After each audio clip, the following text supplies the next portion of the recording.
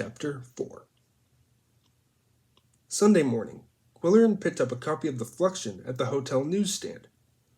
He was living at an old, inexpensive hotel that had replaced its worn rugs and faded velvets with plastic floors and plastic-covered armchairs. In the coffee shop, a counter girl in a plastic apron served his scrambled eggs on a cold plastic plate, and Quillerin opened his newspaper to the art page. George Bonifield Mount Clemens III was reviewing the work of Franz Bookwalter. Quillerin remembered the name. Bookwalter was the quiet man at the Halipay table, the husband of the social worker, the vegetable who painted lovely watercolors, in Sandy Halipay's estimation. Two of the man's paintings had been photographed to illustrate the review, and Quillerin thought they looked pretty good. They were sailboats. He had always liked sailboats. He began to read. Any gallery-goer who entertains an appreciation for fine craftsmanship must not miss Franz Bookwalter's one-man show at the West Side Gallery this month, wrote Mount Clemens. The artist, who was a watercolorist and instructor at Penniman's School of Fine Art, has elected to exhibit an outstanding collection of picture frames. It is obvious, even to the untrained eye, that the artist has been working diligently at his framing in the last year. The moldings are well joined, and the corners meticulously mitered. The collection is also distinguished by its variety. There are wide moldings, narrow moldings, and medium-sized moldings, finished in gold leaf, silver leaf, walnut, cherry, and ebony, as well as a murky wash intended to be that fashionable counterfeit known as antique white. One of the best frames in the show is a wormy chestnut. It is difficult for an observer to determine, without actually inserting a darning needle in the holes, whether this was manufactured by worms in North Carolina or by electric drills in Kansas City. However, a picture framer of Bookwalter's integrity would be unlikely to use inferior materials, and this critic rather feels that it is genuine wormy chestnut. The exhibition is well hung, and special praise must be given to the matting, the textures and tones of which are selected with taste and imagination. The artist has filled his remarkable picture frames with sailboats and other subjects that do not detract from the excellence of the moldings. Quillerin looked at the illustrations again, and his mustache made small mute protests. The sailboats were pleasant, very pleasant indeed. He gathered up his newspaper and left. He was about to try something he had not done since the age of 11, and at that time he had been under duress. In short, he spent the afternoon at the art museum. The city's art collection was housed in a marble edifice copied from a Greek temple, an Italian villa, and a French chateau. In the Sunday sun it gleamed white and proud, sparkling with a fringe of dripping icicles. He resisted an urge to go directly to the second floor for a look at the nudes recommended by Odd Bunsen, but he wandered into the check room for a glimpse of the cute chick. He found a long-haired, dreamy-faced girl wrestling with the coat hangers. She said, glancing at his mustache, "Didn't I see you at the Turpin Chisel last night?" "Didn't I see you in a pink negligee?" "We won a prize, Tom LeBlanc and I." "I know. It was a nice party." "Real cool. I thought it would be a bomb." In the lobby, Quillerin approached a uniformed attendant who wore the typical museum guard expression of suspicion, disapproval, and ferocity. "Where can I find the museum director?" Quillerin asked. "He's not around on Sundays, as a rule, but I saw him walking through the lobby a minute ago. Probably came in to pack. He's leaving here, you know." "Too bad. I hear he was a good man." The guard wagged his head sympathetically. "Politics. And that muckraker down at the newspaper, that's what did it. I'm glad I'm civil service. If you want to see Mr. Farhar, try his office. Down this corridor and turn left." The office wing of the museum was shrouded in its Sunday quiet.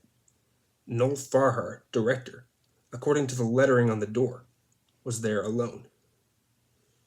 Quillerin walked through the unattended anteroom and into a paneled office adorned with art objects. "Excuse me," he said. "Mr. Farhar?" The man rummaging in a desk drawer jumped back in a spasm of guilty acknowledgment. A more fragile young man Quillerin had never seen. Although Noel Farhar seemed young for the job, his unhealthy thinness gave him a ghostly look of old age. "Sorry to intrude. I'm Jim Quillerin from the Daily Fluxion."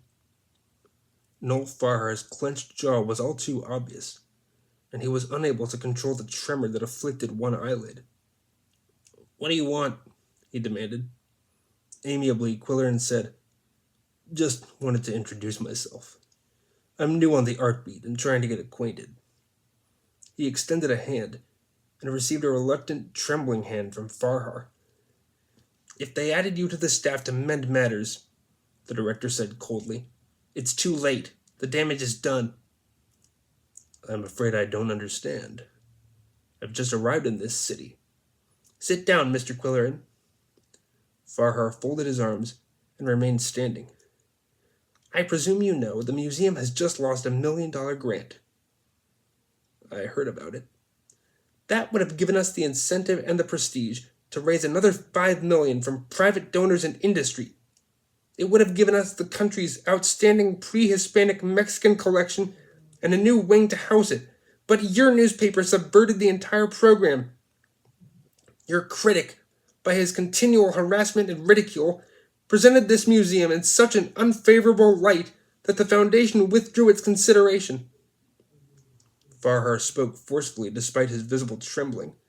"Needless to say, this failure, plus Mount Clemens's personal attacks on my administration, has forced me to offer my resignation."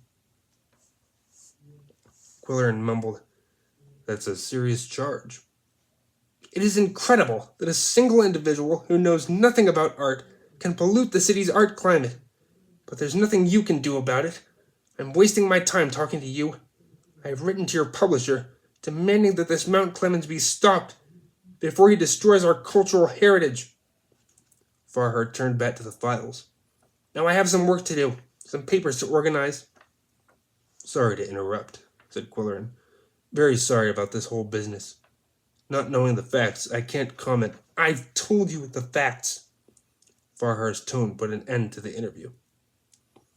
Quillerin wandered about several floors of the museum, but his mind was not on the Renoirs and the Canalettos.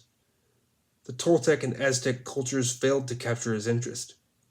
Only the historic weapons stirred his enthusiasm. The left-handed daggers, German hunting knives, spiked maces, Spanish stylets and rapiers, Italian poniards. And repeatedly, his thoughts went to the art critic that everyone hated. Early the next morning, Quillerin was on the job at the Fluxion. In the reference library on the 3rd floor, he asked for the file of Mount Clemens's reviews. "Here it is," said the library clerk with a half-wink. "And when you finish with it, you'll find the first aid room on the 5th floor, in case you need a bromo." Quillerin scanned 12 months of art reviews. He found the blistering appraisal of Cal Hallapay's curly-haired kids, drugstore art, and the cruel words about Uncle Waldo's primitives. Age is no substitute for talent. There was a column, without mention of names, on private collectors who were less dedicated to art preservation than to tax avoidance. Mount Clemens had strong words to say about Butchie Bolton's life-size metal sculptures of the human figure, which reminded him of armor worn in a rural high school performance of Macbeth. He deplored the mass production of third-rate artists at the Penniman School, whose assembly lines would do credit to a Detroit automobile factory. He complimented the small suburban galleries for their role as afternoon social centers, replacing the Bridge Club and the Sewing Circle, although he questioned their value as purveyors of art.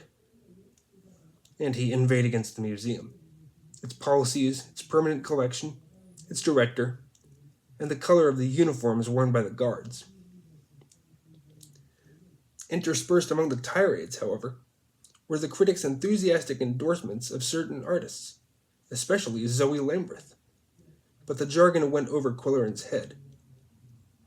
The complexity of eloquent dynamics and organic texture, internal subjective impulses expressed as compassionate linguistics. There was also a column that had nothing to do with painting or sculpture, but discussed cats, Felis domestica, as works of art. Quillerin returned the file to the library and looked up an address in the telephone book. He wanted to find out why Mount Clemens thought Zoe Lamberth's work was so good, and why Cal Halape thought it was so bad. He found the Lamberth Gallery on the edge of the financial district in an old loft building, dwarfed by nearby office towers. It seemed to have class. The sign over the door was lettered in gold, and in the window, there were only 2 paintings, but 30 yards of gray velvet. One of the canvases in the window was navy blue, sprinkled with black triangles. The other was a mysterious gravy of thick paint in tired browns and purples. Still, an image seemed to emerge from it, and Quillerin felt a pair of eyes peering from its depths. As he stared, the expression in the eyes changed from innocence to awareness to savagery. He opened the door and ventured inside. The gallery was long and narrow, furnished like a living room, rather richly, in uncompromising modern design.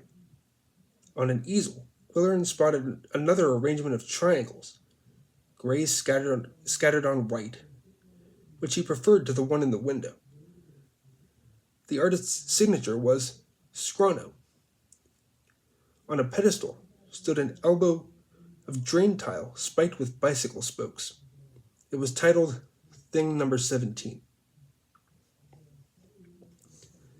A bell had jangled somewhere when he entered the shop, and now Quillerin heard footsteps tapping on the treads of the spiral staircase at the rear of the gallery. The iron structure, painted white, resembled a huge sculpture. Quillerin saw feet, then narrow-trousered legs, and then the crisp, formal, supercilious proprietor of the gallery. It was hard for him to imagine Earl Lamberth as the husband of the warm, womanly Zoe.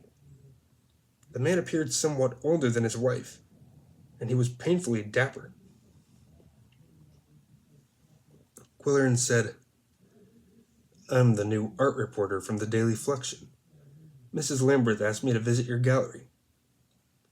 The man did something that started to be a smile, but ended as an unpleasant mannerism.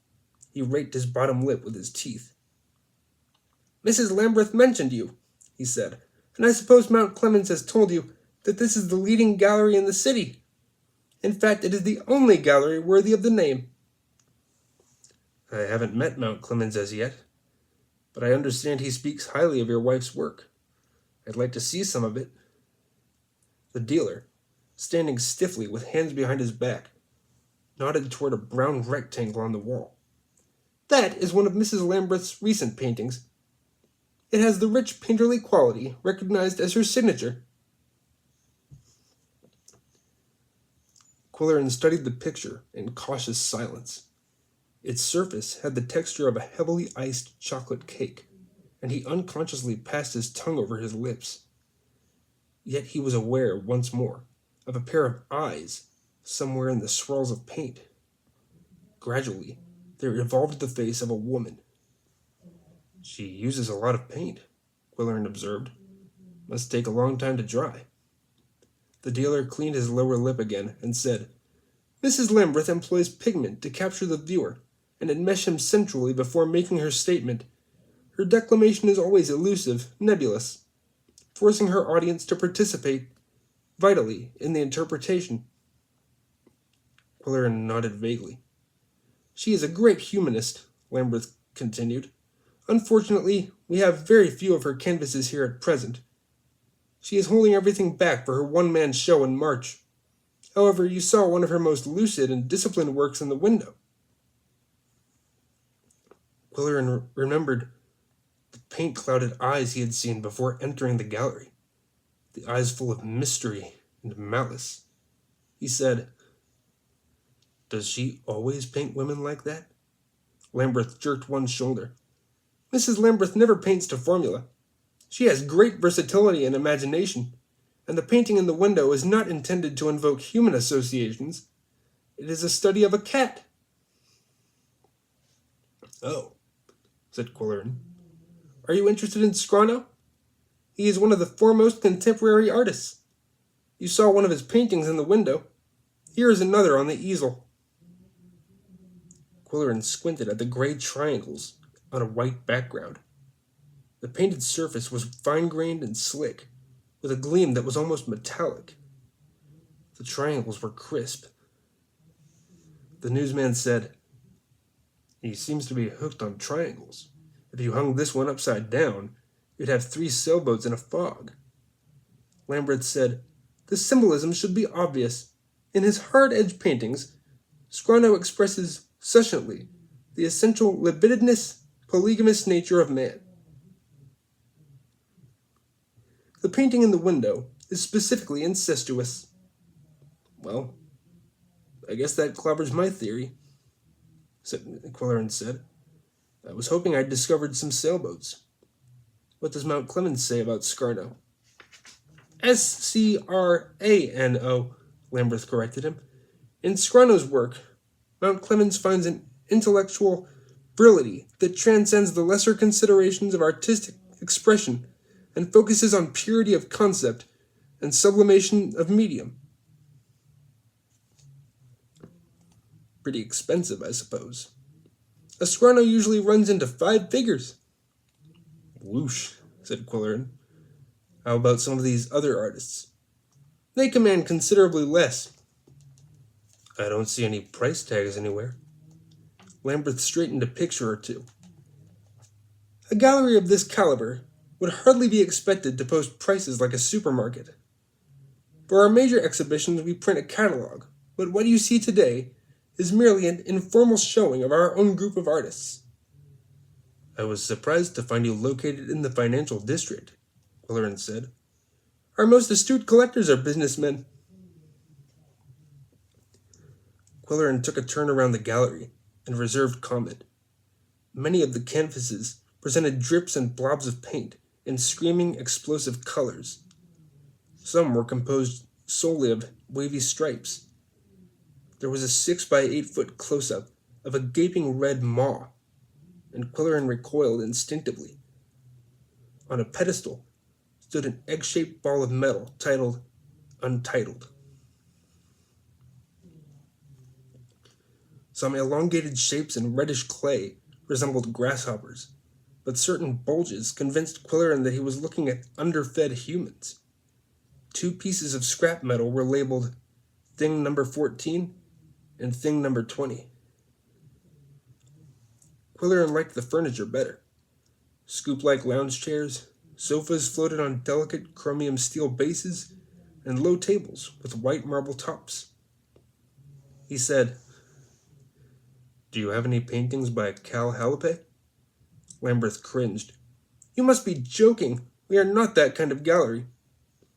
"I thought Halape's stuff was highly successful." "It's easily sold to persons who have no taste," said the dealer. "But actually Halape's stuff, as you aptly describe it, is nothing but commercial illustration rather presumptuously installed in a frame. It has no value as art. In fact, the man would be doing the public a favor if he would forget his pretensions and concentrate on the activity he does so well, making money. I have no quarrel with hobbyists who want to spend their Sunday afternoons pleasantly in front of an easel, but they should not pose as artists and degrade the public taste." Quillerin turned his attention to the spiral staircase. "Do you have another gallery upstairs?" "Just my office and the framing shop. Would you like to see the framing shop? It might interest you more than the paintings and sculpture." Lambert led the way past a stockroom, where paintings were stored in vertical slots, and up the stairs. In the framing shop, there was a disarrayed workbench and a lingering aroma of glue or lacquer. "Who makes your frames?" asked Quillerin. "A very talented craftsman. We offer the best workmanship and the largest selection of moldings in the city." Still standing stiffly with his hands clasped behind his back, Lambert nodded at a molding on the workbench. That one sells for $35 a linear foot. Quilleran's gaze wandered to a cluttered office adjoining the workroom. He stared at a painting of a dancer hung crookedly on the wall. A ballerina in a filmy blue garment was depicted in a moment of arrested motion against a background of green foliage. Now there's something I can understand, he said. I really go for that. And, well, you might. It's a Garotto, as you can see by the signature. Quilleran was impressed. I saw a Garotto at the museum yesterday. This must be a valuable piece of art. It would be, if it were complete. You mean it isn't finished? Lambert drew an impatient breath. This is only half of the original canvas. The painting was damaged. I'm afraid I could not afford a Garotto in good condition. Quilleran then noticed a bulletin board well plastered with newspaper clippings. He said, I see the Daily Fluxion gives you pretty good coverage. You have an excellent art column, said the dealer. Mount Clemens knows more about art than anyone else in the city, including the self-styled experts, and he has integrity, unimpeachable integrity. Said Quilleran. You will no doubt hear Mount Clemens denounced on all sides, because he is weeding out the quacks and elevating the standards of taste. Recently, he did the city a great service by dislodging Farhar at the museum. A new regime will bring life back to that dying institution. But didn't they lose a juicy grant at the same time? Lambert waved his hand. Another year, another grant, and by that time the museum will merit it. For the first time, Quilleran noticed the dealer's hands, their grimy nails, out of keeping with his fastidious dress. The newsman said, Mount Clemens thinks well of Mrs. Lambert's work, I noticed. He has been very kind. Many people think he favors this gallery, but the truth is, we handle only the best artists. This guy who paints triangles, is he a local artist? I might like to get an interview. Lambert looked pained. It is rather well known that Sgrano is a European. He has been a recluse in Italy for many years, for political reasons, I believe. How did you find out about him?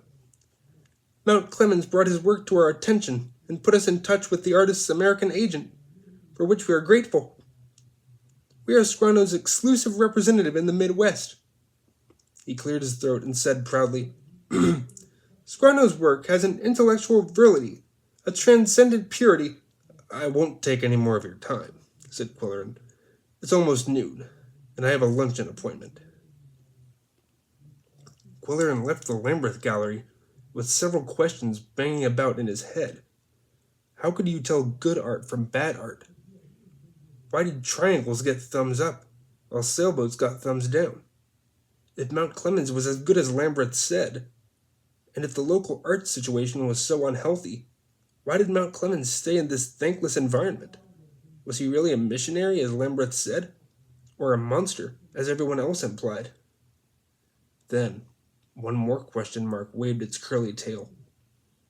Was there really a man named George Bonifield Mount Clemens?